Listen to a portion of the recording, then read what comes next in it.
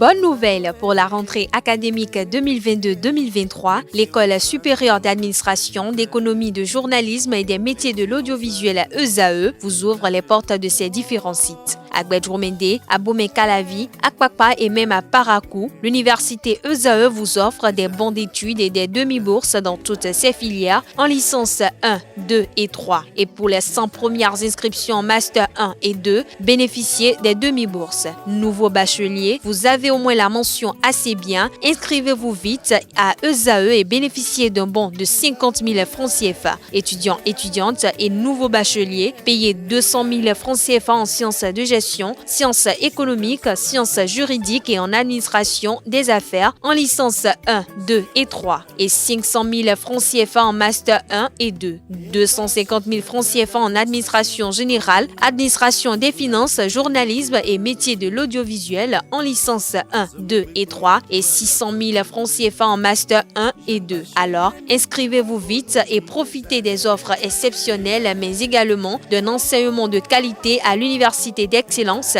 ESAE. Infoline 90 93 65 21 ou le 98 98 14 00.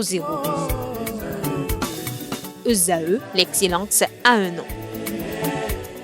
Bonjour à nouveau, chers amis internautes. Le quotidien béninois d'information générale et d'analyse, l'informateur titre ce matin en manchette: financement public des partis politiques au Bénin. L'ambiance ce lundi à la Commission électorale nationale autonome Sénat. Voici ce que chaque formation politique a reçu.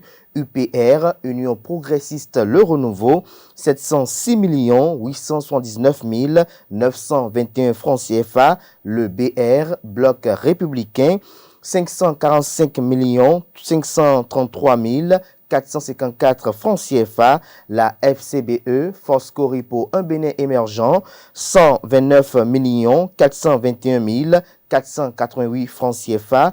Les démocrates LD, 118 165 137 francs CFA. Retrouvés, comme le canard l'annonçait bien évidemment en manchette, l'ambiance qui a prévalu hier au sein de cette institution en charge de l'organisation des élections en République du Bénin. Toujours à la une de l'informateur de ce matin, on peut lire en deuxième de titre à sa une: après son remplacement à l'Assemblée nationale, la rumeur a nommé Janvier Yawedéou ambassadeur. Toujours à la une de l'informateur de ce matin, incarcéré pour avoir donné la même garantie à deux banques, le notaire Agbanri et son client en liberté provisoire. Dialogue social, une rencontre annoncée entre le gouvernement et les syndicats ce jour, nous apprend l'informateur. Les attentes de cette assise où sont livrées à la page 6. L'oreille droite de la une de ce matin de l'informateur à travers un titre sur l'Assemblée nationale vous invite à découvrir dans les colonnes de sa parution les productions journalistiques des journalistes en herbe à l'École supérieure d'administration, d'économie, de journalisme et des métiers de l'audiovisuel ESAE. Le quotidien de service public publie ce matin en manchette: première session de la Cour spéciale des affaires foncières, une dizaine de dossiers retenus. La Cour spéciale des affaires foncières a tenu ce lundi 15 mai sa première audience dans l'enceinte de la Cour d'appel de Cotonou. Elle lance ainsi ses activités avec cette première session pour laquelle une dizaine de dossiers sont enrôlés. Victor Fatinde, président de la dite Cour, promet rigueur, méthode et efficacité dans le traitement des dossiers retrouvés. Un article édifiant en page 3. Financement public des partis politiques, des chèques pour les partis politiques, des détails à la page 3 de la livraison de ce matin du quotidien national d'information. Rencontre régionale sur la santé dans toutes les politiques, renforcer les capacités pour une meilleure promotion de l'approche. Retrouvez l'article à la page 15 de la livraison de ce matin de La Nation. Fraternité, ce matin, manchette, parle d'après les attaques terroristes à Kérou, la sollicitude du gouvernement à l'endroit des populations, une forte délégation ministérielle sur les lieux du drame. Le journal fait savoir que Ainsi, la délégation composée des ministres Alassane Seydou de l'Intérieur, Alain Fortuné Nouatine de la Défense, Raphaël Akoteyon de la Décentralisation, ainsi que des cadres techniques a annoncé aux populations le déblocage ponctuel par le gouvernement d'une enveloppe financière d'environ 20 millions de francs CFA au profit des populations victimes d'actes terroristes à Kaobagou et à Banikwara pour témoigner sa solidarité et celle du peuple béninois tout entier aux blessés et aux familles des victimes. Lors de la rencontre avec les populations sur la place publique de Kaobagou, le ministre de l'Intérieur et de la Sécurité publique a fait savoir aux populations que suite à ces événements, retrouvez la suite du speech du ministre de l'Intérieur à la page 2 de la livraison du jour de Le Journal. Toujours à la une de Fraternité de ce matin, représentation dans les parlements régionaux et institutions, grande confusion autour des modalités de désignation, le consensus, seule porte de sortie au risque de saisir la Cour constitutionnelle. Toujours à la une de Fraternité de ce matin, première tranche du financement public des partis politiques, 1,5 milliard octroyé à 4 formations éligibles. Nous passons à présent à Le Matinal, drame de Kérou, solidarité gouvernementale à la population de Kaobagou.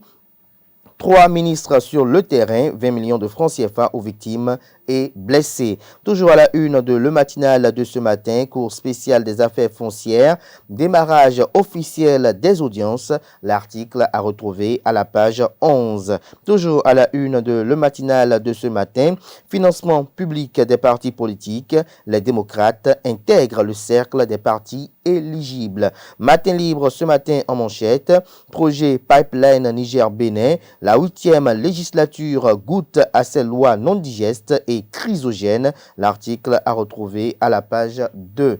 Toujours à la une de Matin libre de ce matin, il y a eu des passés à la guillotine.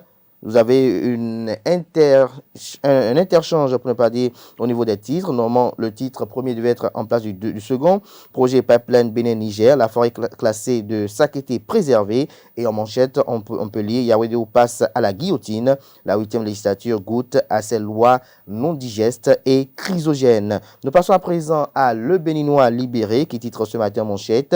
Sortie peu réfléchie pour inviter Patrice Talon au pardon, tout en l'accusant, Valentin, très mauvais négociateur et un chrétien menteur, estime le journal. On ne ment pas sur le compte de celui de qui on attend une faveur. Toujours à la une de Le Béninois libéré de ce matin. La Fédération béninoise de handball, renforcée par un important lot de matériel, les fruits du travail ingénieux du président Sidiko Karimou sont à retrouver en page 5.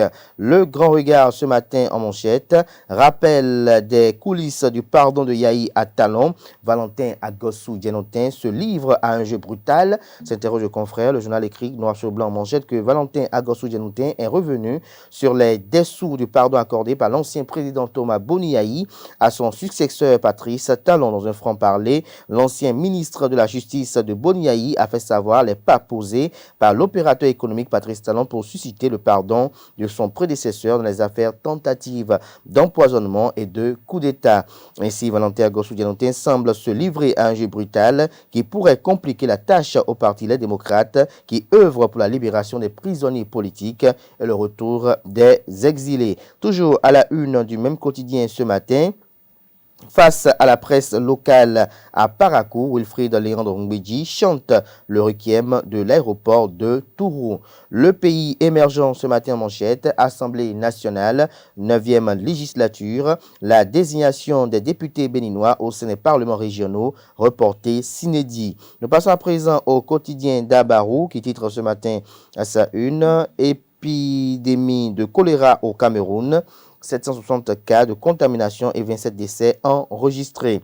Le Chasseur Info ce matin en manchette, première session ordinaire de négociation collective au titre de 2023, face à face gouvernement-syndicat ce jour. L'article à retrouver dans les colonnes de la page ce matin du journal. Toujours à la une de Le Chasseur Info de ce matin.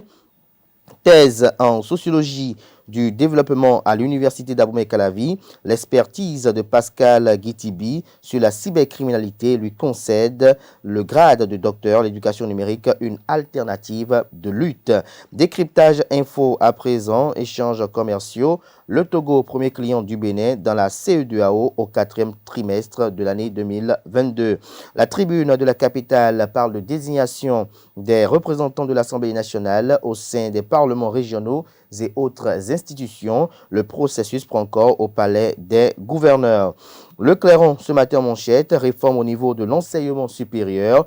Éléonore Yaïla-Descamps et les promoteurs des établissements privés d'enseignement supérieur s'accordent des précisions sur cette assise d'envergure à la page 3 de la parution de ce matin du journal qui a également pour titre ce matin à sa une. Après les événements des 1er et 2 mai derniers à Kérou, le gouvernement au chevet des populations de Kaobagou. Ce sera tout pour la présentation de quelques titres parus ce jour dans la presse locale. Place à présent au bulletin matinal d'information.